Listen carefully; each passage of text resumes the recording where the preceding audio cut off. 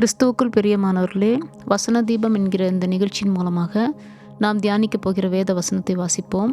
யோவான் 8ஆம் அதிகாரம் 32ஆம் வசனம்.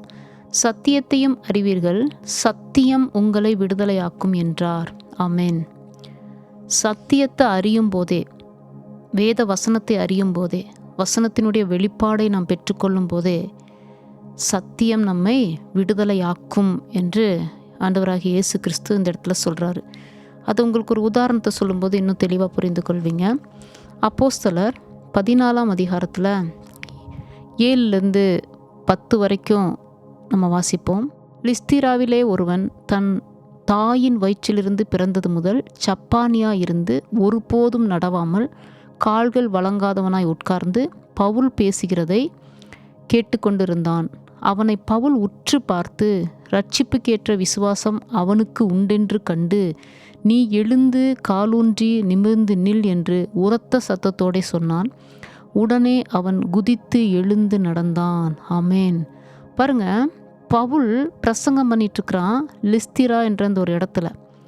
பிரசங்கம் பண்ணி கொண்டு இருக்கும்போது அந்த பிரசங்கத்தை கேட்டவர்களில் ஒரு சப்பானி, பிறந்ததுலேருந்து அவன் எப்படி இருந்தானா சப்பானியாகவே இருந்தான்.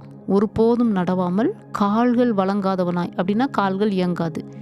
அப்படி இருந்தும் பவுல் பேசுகிறத, இந்த பிரசங்கம் பண்ணுறத, பவுல் மூலமாய் வருகிற சத்தியங்களை, வசனங்களை அவன் கேட்டுக்கொண்டிருந்தான். அந்த நேரத்தில் அவனை பவுல் என்ன செய்கிறாரு, உற்று பார்த்து இரட்சிப்புக்கேற்ற விசுவாசம் அவனுக்கு உண்டென்று கண்டு, அதாவது அந்த வசனத்தை தாகத்தோடு, அந்த சத்தியத்தை வாஞ்சையோடு அவன் கேட்கிறத பவுல் பார்த்துட்டார். பார்த்துட்டு இரட்சிப்புக்கேற்ற விசுவாசம், இந்த இடத்துல இரட்சிப்பு என்று சொல்லும்போது விடுதலைக்கு ஏற்ற ஒரு விசுவாசம் அவனுக்கு உண்டென்று கண்டு, நீ எழுந்து காலூன்றி நிமிர்ந்து நில் என்று உரத்த சத்தத்தோடே சொன்னான். உடனே அவன் குதித்து எழுந்து நடந்தான். புரியுதுங்களா?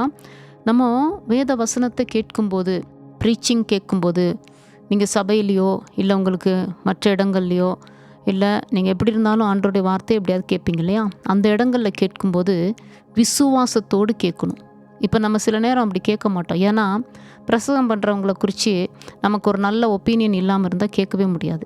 சில நேரங்களில் நம்ம சபைகளிலே அப்படி தான், நிறைய சபைகளில் அப்படி தான் நடக்குது. ஏன்னா அந்த பிரசங்கம் அவங்கள பிடிக்கல அப்படின்னு சொன்னால் அந்த பிரசங்கத்தையும் அவங்க விரும்ப மாட்டாங்க. அப்படி நம்ம பண்ணக்கூடாது. பிரசங்கம், வசனம் கர்த்தருடையது. அப்போ நீங்கள் அந்த வசனத்தை உற்று கவனித்து கேட்கும்போது உங்களுக்குள் ஒரு விடுதலையின் அபிஷேகம் இறங்க ஆரம்பிக்கும். புரியுதுங்களா? அப்போது நம்ம அந்த வசனத்தை தான் பார்க்கணும், அந்த இடத்துல சத்தியத்தை பார்க்கணும். மற்ற காரியங்களை நம்ம பார்க்குறவர்களாக இருக்கக்கூடாது. ஏன்னா ஒரு இடத்துல பிரசங்கம் பண்ணும்போது அந்த இடத்துல இவ்வளோ பெரிய ஒரு அற்புதம் நடக்குது அப்படின்னா அதில் மற்றவங்களுக்கு நடக்கலை பாருங்கள்.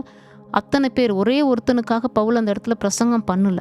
லிஸ்திராவிலே ஒருவன் தன் தாயின் வயிற்றிலிருந்து பிறந்தது முதல் சப்பானியாக இருந்து ஒருபோதும் நடவாமல் கால்கள் வழங்காதவனாய் உட்கார்ந்திருந்தான். பவுல் பேசுகிறதை கேட்டுக்கொண்டிருந்தான். ஆனால் எத்தனையோ பேருக்கு ஆண்டவர் அங்கே பவுல் மூலமாக வார்த்தையை கொடுத்து கொண்டிருந்திருப்பார். ஆனால் அந்த ஒருத்தனுக்கு தான் அன்றைக்கி விடுதலை கிடச்சிச்சு. அதனால் சத்தியத்தை அறிவீர்கள், சத்தியம் உங்களை விடுதலையாக்கும். அப்போ பவுல் மூலமாய் வந்த சத்தியத்தை அந்த சப்பானி தெளிவாக கேட்டான், விசுவாசத்தோடு கேட்குறான். ஆண்டவர் தான் பேசுகிறாரு, எனக்குரியது என்று சொல்லி கேட்குறான். அப்படி கேட்கும்போது தான் அது என்ன ஆகுது, அந்த இடத்துல அவனை காலூன்றி நிற்க வைத்தது. அதனால தான் நம்ம வேதத்தில் வாசிக்கும்போது விதைக்கிற ஒரு உவமை குறித்து ஆண்டவராகிய இயேசு கிறிஸ்து சொல்கிறார் இல்லையா? 4 நிலங்கள், ஒன்று வழியருகே, 2வது கற்பாறையில், 3வது முள்ளுள்ள இடங்களில், 4வது நல்ல நிலம். அப்போ 4 இடத்துல விதைக்கப்படுகிற விதைகளில் 3 இடத்துல விதைக்கப்படுகிற விதைகள் பலன் கொடுப்பதில்லை. ஆனால் நல்ல நிலம் இதுதான் இரட்சிப்புக்கேற்ற விசுவாசம்.